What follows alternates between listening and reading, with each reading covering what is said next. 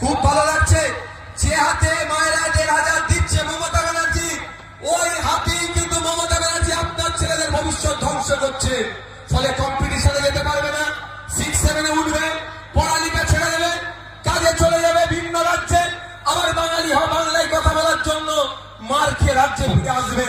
রাজ্যে কর্মসংস্থান নাই, তখন আবার মমতা ব্যানার্জি এইদিকে আয়, 300 টাকা দিচ্ছি, 200 টাকা দিচ্ছি, যাতে বোমটা মেরায়, বুদ্ধ পাল্টা করায়, আইএসএফ বামপন্থীরা ঝান্ডা লাগাচ্ছে ডিস্টার্ব করে।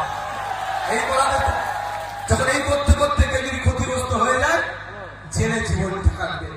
তাই আপনাদের বলবো, মায়েরা, আপনি আপনাদের বলছি, 1,500 টাকা দিচ্ছে এর বিরুদ্ধে নয়, কিন্তু আমি মনে করি মায়েদের 1,500 টাকাই কিছু হয় না, ন্যূনতম 5,000 দেওয়া দরকার মায়েদেরকে এই মাসে।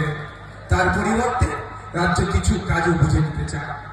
আপনাদের বলবো একটু ভাবতে, 1,500 টাকা দিচ্ছে, কিন্তু আপনি যখন চাকরির জন্য যাচ্ছেন তখন আপনার কাছ থেকে কি হচ্ছে, 15 থেকে 20 লক্ষ টাকা চাইছে।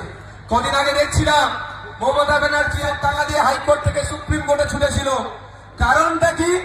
ইন্টারভিউ যেন ভিডিওগ্রাফি না হয়। ভাবতে পেরেছে? স্বচ্ছতার গোডাউন বলে দাবি করে নিজেদেরকে, সততার প্রতীক বলে দাবি করে, কিন্তু ইন্টারভিউয়ের যেন এটা ভিডিওগ্রাফি না করা হয়, তার জন্য সুপ্রিম কোর্টে পর্যন্ত।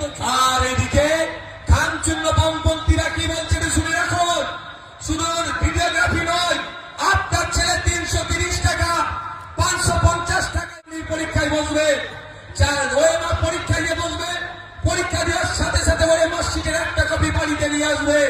শুধু বাড়িতে নিজের কপি নয়, যতজন পরীক্ষা দেবে, 10 লাখ, 15 লাখ, 20 লাখ যাই হোক না কেন, প্রত্যেকে ওই মার্কশিটে স্ক্যান করে কপি আমরা ইন্টারনেটে আপলোড করে দেবো। যে কোনো প্রান্ত থেকে যদি দেখতে চায় কে কেমন প্রশ্ন করেছে, কে প্রশ্ন কেমন উত্তর দিয়েছে, যে কেউ দেখতে পারবে। অর্থাৎ সেখানে কোনো দুর্নীতি থাকবে না। শুধু তাই নয়, ওরা ইন্টারভিউয়ের ভিডিওগ্রাফি না করতে হয় সেই জন্য সুপ্রিম কোর্টে গিয়েছে। আর আমরা এখান থেকে ঘোষণা দিচ্ছি, প্রত্যেকটা ইন্টারভিউ আমরা ভিডিওগ্রাফি করে রাখবো। যদি কেউ মনে করে যে তার সাথে চাকরির ক্ষেত্রে বৈষম্য হয়েছে, সে চ্যালেঞ্জ করতে পারে। আমাদের সরকার আসলে আমরা তাকে ভিডিওগ্রাফিটা দিয়ে দেবো। প্রয়োজনে সে দেখার পরে কোর্টেও যে মামলা করতে পারবে। এই স্বচ্ছতা আমরা রাখবো। চাকরির সেটাকে কোনো কোটা থাকবে না, মেধার কোটা থাকবে। 100% রোস্টার মেনটেন করে আপনার আমার বাড়ির ছেলেমেয়েরা চাকরি পাবে।